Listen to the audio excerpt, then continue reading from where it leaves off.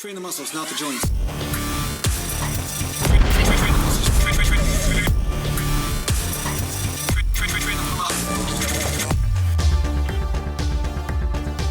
God, this shot's pretty.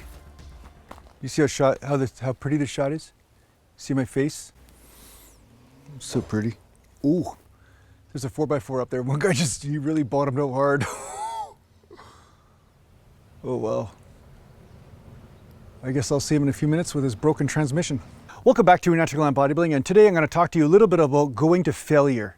And I've talked about this before, but hey, I always repeat myself and do it with different scenery, and that makes it special. So let's talk about failure, and do you need to go to failure in order to get results in the gym? Now, I always get this constantly where people are talking about overload this and overtraining that and it's just people are so over inundated with fear information. I've noticed it's like they're so afraid to do the wrong thing and they forget to do the simple thing, which is just pay attention to your body. So there's no one that can give you a template of, Wednesday do this, Thursday do that, Friday do this, and no matter what's happening in your life, this is going to be the perfect formula for you, right?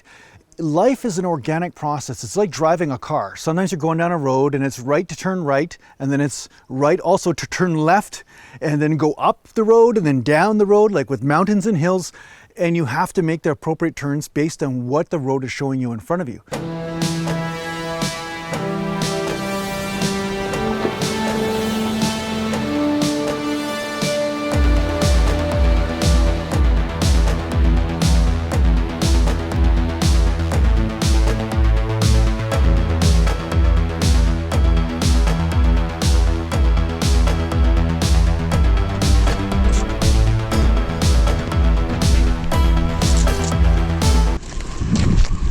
This owl. Are you okay, buddy? Are you okay? Are you okay? Wow. Good, okay. Yeah? You don't have to get mad at me. Now, it's the same thing with training. Now, there are some strategies which can be preemptive in a certain way to assist with the general trends that are going on in the body, but it will be impossible for anyone to say, just do this, no matter what happens, it's going to be right for you, right? That's the one thing. And I find a lot of people are almost afraid to think for themselves. They're afraid to connect to their own bodies and to perceive what's happening.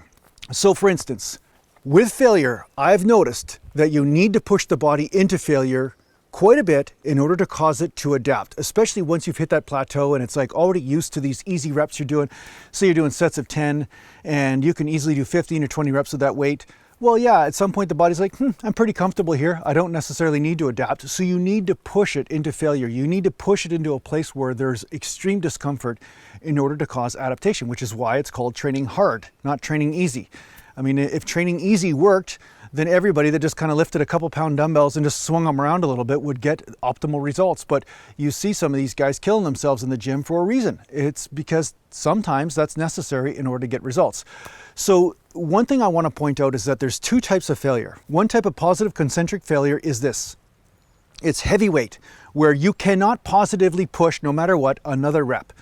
No matter how hard you try, that rep will just not get accomplished, right? Because your muscles cannot fire in order to lift that weight.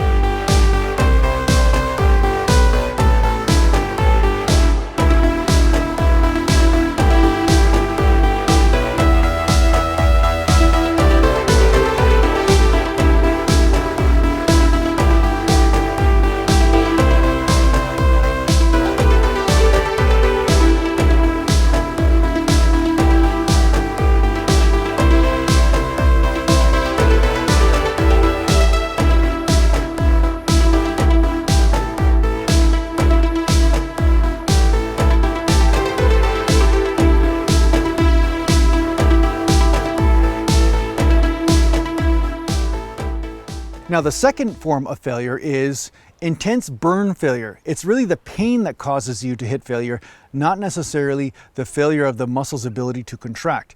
It's more about how much pain can you take and how much pain can you sustain, and depending on different pain thresholds will depend on how deep into the pain you can go, and that will dictate when the set stops, when you just can't take it anymore. You know what I'm saying? So both are good. Both are called failure, but each one hits a different part of the system. One will hit the fast twitch fibers more and the nervous system as far as firing all those motor units. And then the other one is more like an energetic, lactic acid, glycogen burning sort of thing, you know, and also it works the endurance fibers. So both will stress the system slightly differently, right? They're both a little bit different. I mean, I'm sure there's some similarities between the stress and the system, but I do also believe 100% that there are also different forms of stress that each one presents to the system, which is why I always talk about switching up the rep ranges.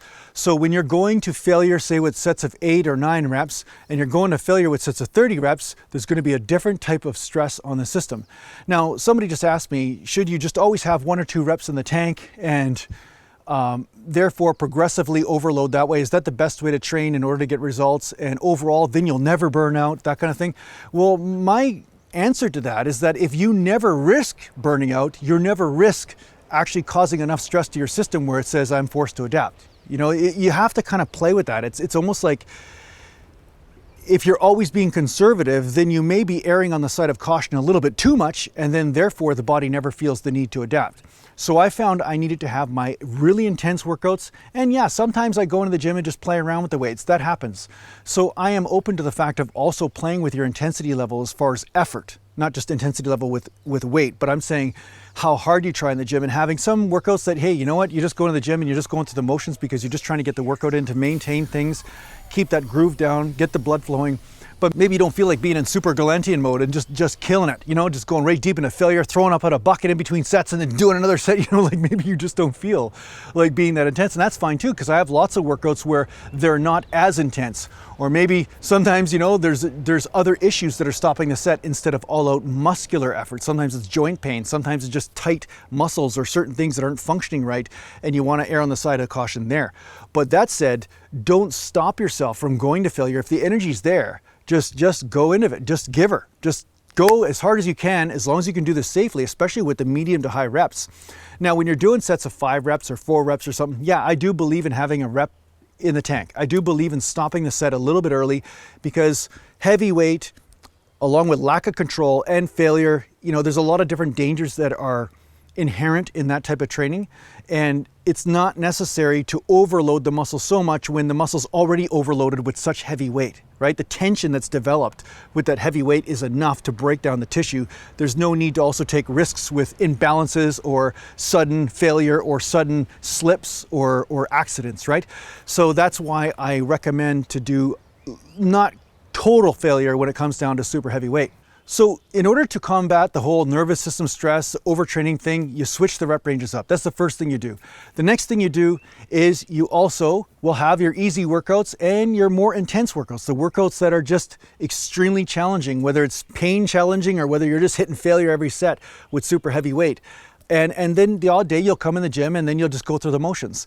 And based on how you feel, like say you feel like you're overtraining, say you feel like a headache, you feel like you're getting burned out, you feel like you're flat, you feel like your immune system seems to be fighting something. You know, these are typical sensations of overtraining, and that's the type of sensation that once you experience it, then you either take a day off or you just back off on the intensity in the workout that day or for the next few days until you feel like you're ready to go again, until you feel like you're ready to really hammer the workout again, right? So pay attention to what the body's showing you. You know, pay attention to how your overall system feels. Pay attention to if your head feels like a total fog, right? I mean, obviously you're overtraining a bit.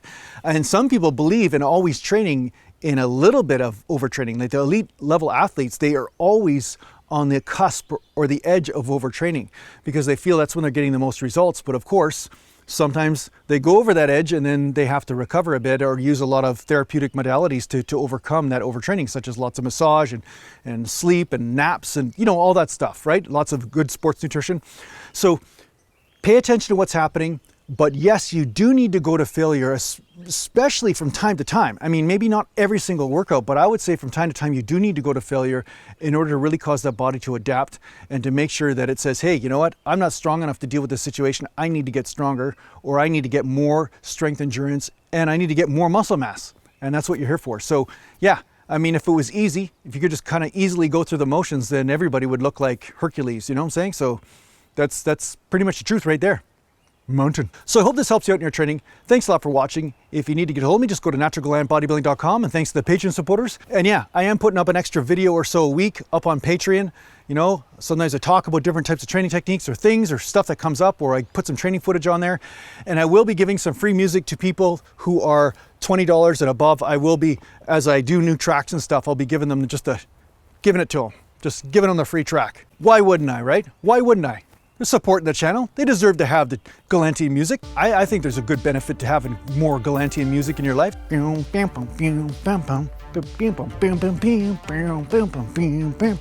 Hey, I'll see you there. Go on, go on. Mountain.